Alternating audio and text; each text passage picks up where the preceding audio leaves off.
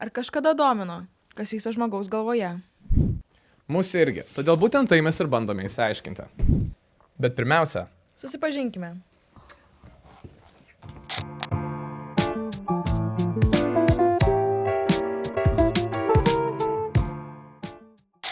sveiki visi.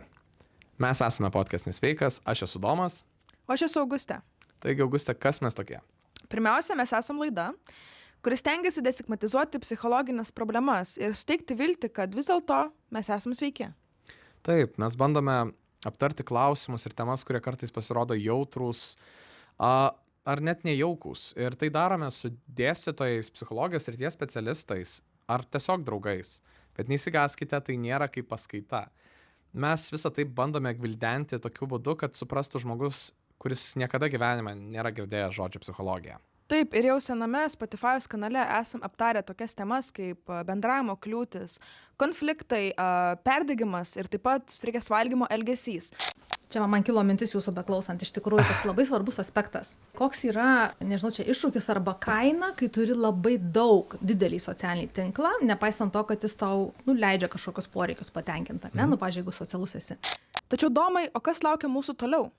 Taip, jau greitu metu išeis epizodas su docentu Justinu Kisieliausku, tema, kuri yra ganėtinai mums nauja. Tai kaip marketingas paveikia mus?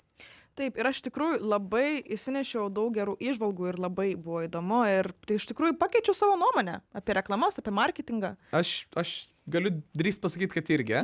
Ir mes kalbėjom apie tokį reiškinį kaip šūdmala. Tai iš esmės yra tiesa, yra klaida, kai tu nuoširdžiai suklysti, nes nežinai tiesos ir tu pasitaisai. Tada yra melas, kai tu nuoširdžiai žinai, kas yra tiesa, bet meluoji. Ir yra šūdmala, kai tau nesvarbu, nei kas yra tiesa, kas yra melas, tu tiesiog nori paveikti.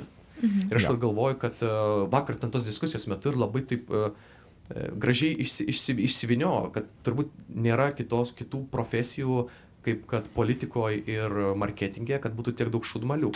Ir mes labai tikimės, kad jūs irgi įsinešite iš šito epizodo naujų įžvalgų, naujų žinių arba gal tiesiog kitokį požiūrį, kas yra marketingas.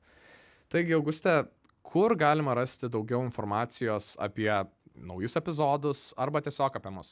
Taip, visą informaciją apie mūsų Instagramą, Facebooką ir taip pat ir Spotify'ų, tiek senai kanalą, tiek naują galite rasti apačioje po šito video. O Spotify'os klausytojams tiesiog galite rasti daugiau informacijos mūsų Instagram kanale, kuris ir yra podcast_nesveikas. Tai manau šiandien iš mūsų tiek.